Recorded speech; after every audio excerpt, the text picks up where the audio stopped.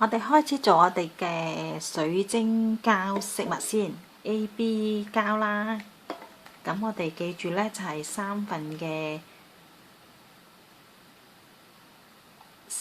A 劑，就一份嘅 B 劑，記唔記得呢？唔好撈亂喎。開咗我哋個 AB 膠先。大家喺開我哋嘅 AB 膠嘅時候，我哋攪勻佢嘅時候呢，盡量呢就慢啲，唔好咁急。咁等佢嗰啲 AB 膠裏邊呢，就盡量少啲空氣，就會冇咁多氣泡啦。咁同埋呢個透明度呢就會高啲㗎啦。咁呢個就係個 B 劑，咁記住就係一份啦。好啦，咁我哋就要首先攪勻佢，慢慢攪，磨埋一齊先。我哋今日做嗰個飾物呢，就加閃粉嘅，咁大家呢，就可以攞個唔要嘅膠袋剪開佢呢，用個膠片，我哋擠呢個份量啦，擺落去我哋個膠片度，咁樣分開3份。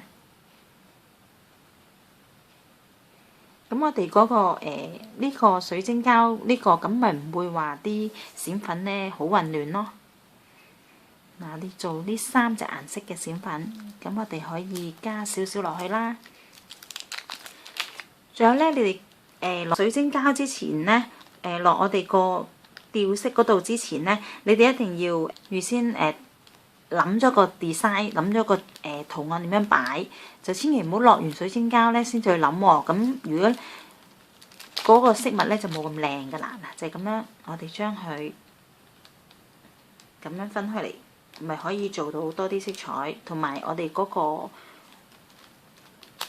呢個膠帽呢，又唔會話咁多閃粉。咁我哋呢就要咁樣撈勻佢。咁唔好直接倒落去我哋個呢個膠帽裏邊啦。如果唔係呢啲顏色呢就分唔開㗎啦。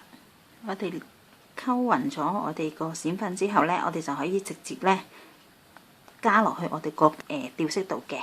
嗱，呢個咁樣呢個銀色，咁我哋加上去先，千祈唔好心急喎，慢慢嚟喎。我哋咁樣，譬如將呢部分我哋做銀色啦，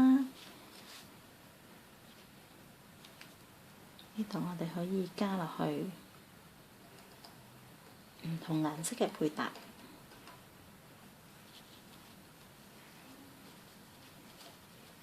呢2隻啦，咁我哋另外下邊我哋做個綠色。呢啲呢就係你哋嘅 design 啦，你哋自己中意點樣顏色配搭。好啦，我哋加咗我哋嘅閃粉之後呢，我哋個面呢仲要加我哋呢個 AB 膠嘅，咁所以我哋可以就咁擺咗先。我哋跟住呢就可以擺我哋嘅飾物啦。咁今日芬芬姨呢就諗咗做個花同埋做啲珠珠咁樣嘅呢啲組合嘅，咁就慢慢。咁芬芬姨呢就諗咗係擺呢個位置啦，咁就擺落去。記住呢啲呢一定唔可以心急㗎，慢慢做下。咁我哋呢塊葉嚟嘅，因為之前呢芬芬姨已經係諗咗係咁樣擺，咁我哋一步一步咁樣擺。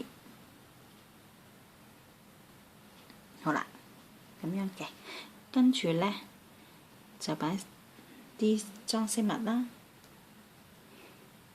記住我哋擺之前呢，我哋落個 AB 劑之前呢，我哋要預先諗定大概個位置喎。如果唔係呢，唔可以拎起又再擺呢，就會冇咁靚㗎啦。就咁樣模式，擺一陣先。譬如我哋擺去15分鐘，等面呢有乾咗少少。嗱，好啦，我哋擺完我哋個飾物之後呢，然後我哋跟住呢就再攞我哋嘅 AB 膠加喺我哋個飾物上邊啦，就係咁樣慢慢加上去。記住慢慢，唔好心急，可以咁樣加上去啦。我哋啲水晶膠呢，我哋做完之後呢，要擺1日㗎，要擺過夜㗎，千祈唔好鬥佢，唔好喐佢。嗱咁樣呢，我哋個飾物呢就已經係完成咗㗎咯喎。咁大家記住要俾啲耐性，擺喺個平面地方就要擺最少要12個鐘，千祈唔好用手指掂啲水晶膠，如果唔係呢，就唔會冇咁靚㗎啦，會有手指印啊咁㗎啦。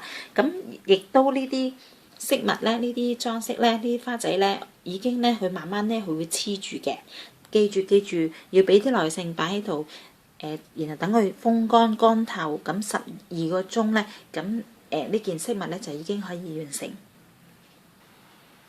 風乾咗呢，足12個鐘頭㗎啦，咁就擺喺個平面上邊呢，佢就自己會乾㗎啦。咁個效果靚唔靚呢？咁大家睇唔睇到呢？呢度呢就有3隻顏色嘅閃粉㗎，銀色啦、橙色同埋個綠色嘅，咁就睇得清楚到啲顏色嘅。咁另外有啲珠珠做愛嚟做裝飾啦。咁芬芬姨睇完之後呢，咁建議大家呢，可以當你件飾物做完之後乾啦，真係要乾咗之後呢，不妨可以再開多少少嘅水晶膠，咁然後喺個面上邊呢，直接喺呢個面嘅上邊呢加落去，令到呢個位呢厚咗咧，咁佢就會有少少卜形嘅效果咯，咁呢就會更加立體同埋更加之靚㗎啦。咁呢個呢就係芬芬姨做完之後，見到件飾物之後呢，覺得可以改良咗，會更加之靚啦。咁希望大家可以參照芬芬姨呢個做呢個飾物嘅方法，咁你哋就可以做到你哋自己喜愛嘅 deco 加落去，希望做到你哋心愛嘅飾物咯喎。咁已經完成啦，大家覺得點啊？靚唔靚啊？好啦，咁希望芬芬姨下次呢，再揾到其他款式或者有其他得意嘅事物呢，再同大家分享咯喎。咁我哋下次再見啦，多謝大家收睇。